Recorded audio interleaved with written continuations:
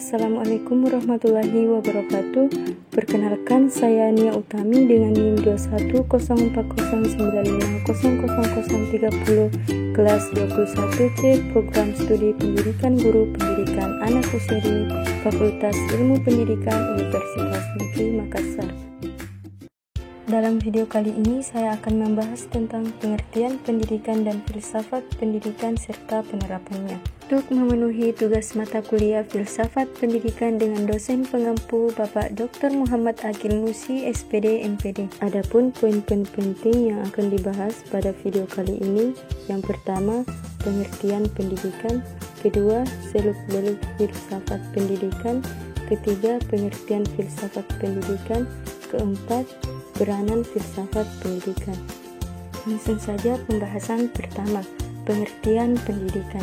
Dalam kajian dan pemikiran tentang pendidikan, terlebih dahulu perlu diketahui dua istilah yang hampir sama bentuknya dan sering dipergunakan dalam dunia pendidikan, yaitu pedagogi dan pedagogik. Pedagogi berarti pendidikan, sedangkan pedagogik artinya ilmu pendidikan. Dalam pengertian yang sederhana dan umum, makna pendidikan sebagai usaha manusia untuk menumbuhkan dan mengembangkan potensi-potensi pembawaan baik jasmani maupun rohani sesuai dengan nilai-nilai yang ada dalam masyarakat dan kebudayaan. Beberapa konsep pendidikan dikemukakan oleh para ahli antara lain sebagai berikut. Menurut Carter Vigut, bahwa pendidikan mengandung pengertian sebagai suatu proses perkembangan kecakapan seseorang dalam bentuk sikap dan perilaku yang berlaku dalam masyarakatnya, dan proses sosial di mana seseorang dipengaruhi oleh sesuatu lingkungan yang terpimpin, misalnya sekolah, sehingga ia dapat mencapai kecakapan sosial dan mengembangkan pribadinya. Tim dosen IKIP Malang dalam bahasan tentang mereka yang menyimpulkan pengertian pendidikan sebagai berikut. Yang pertama, aktivitas dan usaha manusia untuk meningkatkan kepribadiannya dengan jalan membina potensi-potensi pribadinya, yaitu rohani menyangkut pikir, karsa, rasa, cipta, dan budi nurani, dan jasmani menyangkut panca indera serta keterampilan-keterampilan. Kedua, lembaga yang bertanggung jawab menetapkan cita-cita, tujuan pendidikan, isi, sistem, dan organisasi pendidikan. Lembaga-lembaga ini meliputi keluarga, sekolah, dan masyarakat atau negara. Ketiga, hasil atau prestasi yang dicapai oleh perkembangan manusia dan usaha lembaga-lembaga tersebut dalam mencapai tujuannya. Konsep yang dikemukakan oleh Freeman Booth adalah sebagai berikut. Pendidikan adalah kegiatan menerima dan memberikan pengetahuan sehingga kebudayaan dapat diteruskan dari generasi ke generasi berikutnya. Kedua, pendidikan merupakan suatu proses. Melalui proses ini, individu diajarkan kesetiaan dan kesediaan untuk mengikuti aturan. Ketiga, pendidikan merupakan suatu proses pertumbuhan. Dalam proses ini, individu dibantu mengembangkan kekuatan, bakat, kesanggupan, dan minatnya. Keempat, pendidikan adalah rekonstruksi dan reorganisasi pengalaman yang menambah arti serta kesanggupan untuk memberikan arahan bagi pengalaman selanjutnya. Kelima, pendidikan merupakan suatu proses. Melalui proses ini, seseorang menyesuaikan diri dengan unsur-unsur pengalamannya yang menjadi kepribadian kehidupan modern sehingga dalam mempersiapkan diri bagi kehidupan masa dewasa yang berhasil. Pembahasan kedua, seluk-beluk filsafat pendidikan. Filsafat pendidikan sebagai ilmu pada mulanya merupakan cara pendekatan terhadap masalah pendidikan sebagaimana yang biasa dilakukan di negara-negara Anglo-Saxon. Di Amerika Serikat, filsafat pendidikan dimulai dengan pengkajian terhadap beberapa aliran filsafat tertentu yang mempunyai implikasi kepada aspek-aspek pendidikan, seperti aliran pragmatisme, idealisme, realisme, dan eksistensialisme.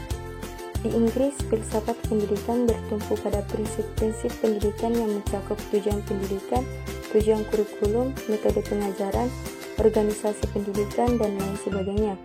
Di negara Belanda dan Jerman Barat tidak dikenal filsafat pendidikan dan hanya ada istilah pedagogik Belanda dan pedagogik Jerman Barat yang artinya ilmu pendidikan atau mendidik. Meskipun Gunning, seorang guru besar pendidikan, pernah membedakan istilah pedagogik ilmu pendidikan dengan pedagogi atau pendidikan, tapi menurut M.J. Langevin tidak ada gunanya menumbuhkan kata praktis pada istilah terakhir seperti yang dimaksud Gunning tersebut, karena pengertian mendidik selalu berarti bertindak. Atas dasar pengertian tersebut, maka di negeri Belanda tidak dikenal istilah filsafat pendidikan, karena pengertiannya sudah terkandung dalam pedagogik sebagaimana pendapat Langevel tersebut. Demikian pula di Jerman Barat tidak dikenal adanya istilah filsafat pendidikan, yang ada hanya pedagogi dan Erziehungswissenschaft. Namun sejak munculnya aliran autonomi pedagogik di Jerman pada permulaan abad ke-20-an, maka ilmu mendidik telah berdiri sendiri sebagai suatu disiplin ilmu. Ilmu pendidikan atau mendidik disamakan dengan filsafat pendidikan, karena istilah pada kedua negara tersebut telah mengandung aspek-aspek teoritis dan praktis. Karena memang filsafat pendidikan dalam perkembangannya lahir dari konsep ilmu pendidikan sebagai ilmu pengetahuan yang normatif dan praktis. Disebut normatif karena mengacu kepada nilai-nilai tertentu, sedangkan disebut praktis karena menunjukkan bagaimana pendidik itu harus dilaksanakan. Setelah melalui beberapa pertimbangan dengan dasar-dasar alasan, asumsi dasar yang telah teruji, maka lahirlah cabang ilmu pengetahuan baru yang disebut filsafat pendidikan. Pembahasan ketiga, pengertian filsafat pendidikan. Apabila ditanyakan apakah filsafat pendidikan itu, maka untuk menjawab pertanyaan tersebut digunakan dua pendekatan, yaitu menggunakan pendekatan tradisional dan menggunakan pendekatan yang bersifat kritis. Pertama, filsafat pendidikan bermakna sebagai filsafat tradisional. Filsafat pendidikan dalam arti ini dan dalam bentuknya murni telah berkembang dan menghasilkan berbagai alternatif jawaban terhadap berbagai pertanyaan filosofis. Pertanyaan yang diajukan dalam problema hidup dan kehidupan manusia dalam bidang pendidikan, jawabannya telah melekat dalam masing-masing jenis, sistem, dan aliran-aliran filsafat tersebut. Kedua, filsafat pendidikan dengan menggunakan pendekatan yang bersifat kritis. Dalam pendekatan ini, pemikiran logis kritis mendapatkan tempat utama. Pertanyaan-pertanyaan yang diajukan dapat disusun dan tidak tingkat periodisasi waktu, serta dapat menerapkan analisis yang dapat menjangkau waktu, saat, dan masa datang. Demikian pula alat yang digunakan untuk menemukan jawaban secara filosofis terhadap pertanyaan filosofis. Cara analisis dalam pendekatan filsafat yang bersifat kritis yaitu analisis bahasa atau linguistik dan analisis konsep. Analisis bahasa menurut Harry S. Coyle adalah usaha untuk mengadakan interpretasi yang menyangkut pendapat atau pendapat-pendapat mengenai makna yang dimilikinya. Sedangkan analisis konsep adalah suatu analisis mengenai istilah-istilah atau kata-kata yang mewakili gagasan atau konsep. Pembahasan terakhir tentang peranan filsafat pendidikan. Untuk memahami bagaimana peranan filsafat pendidikan lebih jauh, dapat kita ketahui melalui peranan antara filsafat dan pendidikan yang tidak dapat dipisahkan, karena filsafat menetapkan ide-ide dan idealisme, sedangkan pendidikan adalah suatu usaha yang sengaja dan terencana untuk merealisasikan ide-ide menjadi kenyataan dalam tindakan dan perilaku serta pembinaan kepribadian. Hal tersebut sebagaimana tersimpul dalam pikiran Kilpatrick yang dikemukakan dalam bukunya Philosophy of Education. Pandangan Kilpatrick dapat dipahami bahwa peranan dan fungsi filsafat pendidikan adalah menyelidiki perbandingan pengaruh dan filsafat-filsafat yang bersaing di dalam proses kehidupan, serta kemungkinan proses pendidikan dan pembinaan watak keduanya, mengusahakan untuk menemukan pengelolaan pendidikan yang dikehendaki untuk membina watak yang paling konstruktif bagi golongan muda dan tua. Adapun perbandingan pengaruh dan beberapa ide filsafat dalam pendidikan dapat diketahui melalui sejarah pendidikan, antara lain tersimpul dalam pandangan-pandangan berikut ini. 1. Aliran empirisme. Kata empirisme berasal dari kata empiri yang berarti pengalaman. Tokoh aliran ini adalah John Locke, tahun 1632 sampai 1704, seorang filosofis bangsa Inggris. Ia berpendapat bahwa anak lahir di dunia ini sebagai kertas kosong atau sebagai meja berlapis lilin atau tabula rasa yang belum ada tulisan di atasnya. Kedua, natisme dan naturalisme. Natisme. Aliran ini adalah penganut salah satu ajaran filsafat idealisme. Tokohnya Arthur Schopenhauer, tahun 1788 sampai 1860.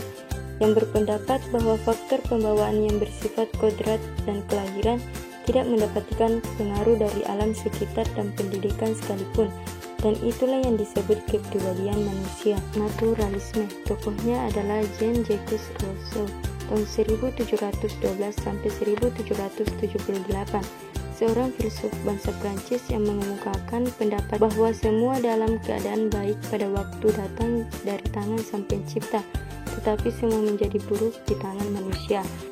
Ketiga, teori konvergensi. Teori atau aliran konvergensi ini ingin mengkompromikan dua macam aliran yang ekstrim, yaitu aliran empirisme dan aliran natisme. Tokoh aliran ini ialah William Sterling, tahun 1871 sampai 1938, seorang ahli pendidikan bangsa Jerman yang berpendapat bahwa pembawaan dan lingkungan sama pentingnya. Kedua-duanya sama berpengaruh terhadap hasil perkembangan anak didik. Selanjutnya, bagaimana peranan dan fungsi filsafat pendidikan bagi para pendidik, seperti yang dikemukakan secara singkat tapi rinci oleh Brubaker, tersimpul sebagai berikut, yaitu fungsi spekulatif, fungsi normatif, fungsi kritik, fungsi teori bagi praktik. Pertama, fungsi spekulatif. Untuk melaksanakan fungsi spekulatif ini, maka filsafat pendidikan berusaha melakukan hal berikut, yaitu menarik kesimpulan atau merangkum berbagai persoalan pendidik ke dalam suatu gambaran pokok atau aksioma melalui proses abstrak dan generalisasi. Kedua, fungsi normatif. Menurut Brubaker, dalam fungsi ini filsafat pendidikan diharapkan mempunyai tanggung jawab terhadap formulasi tujuan, norma, atau standar untuk mengarahkan proses pendidikan. Ketiga, fungsi kritik. Filsafat pendidikan melalui penelitian secara cermat yang didasarkan atas pemikiran-pemikiran dan praktek-praktek pendidikan dalam hal menguji dasar-dasar pemikiran logis di mana kesimpulan pendidikan berada di dalamnya, menguji dengan teliti bahwa bahasa yang digunakan benar-benar harus terang dan jelas, memerlukan bukti yang bermacam-macam yang dapat diterima untuk menguatkan atau menyangkal ungkapan-ungkapan fakta tentang pendidikan. Keempat, fungsi teori bagi praktik. Konsep, ide, analisis, dan kesimpulan-kesimpulan yang terdapat dalam filsafat pendidikan berfungsi sebagai teori. Teori ini bagi para pendidik merupakan dasar suatu praktik dan pelaksanaan pendidikan, sedangkan filsafat memberikan prinsip umum bagi suatu praktik, sehingga tampak bahwa filsafat dan ilmu pendidikan dipandang sebagai bidang-bidang ilmu yang saling melengkapi dan keduanya selalu diperlukan oleh para pelaksana pendidikan. Karena itu, bahwa setiap ilmu pengetahuan yang ada relevansinya dengan filsafat pendidikan harus diambil dan digunakan untuk bahan memperdalam dan memperluas wawasan dalam studi filsafat pendidikan. Sekian dan terima kasih. Wassalamualaikum warahmatullahi wabarakatuh.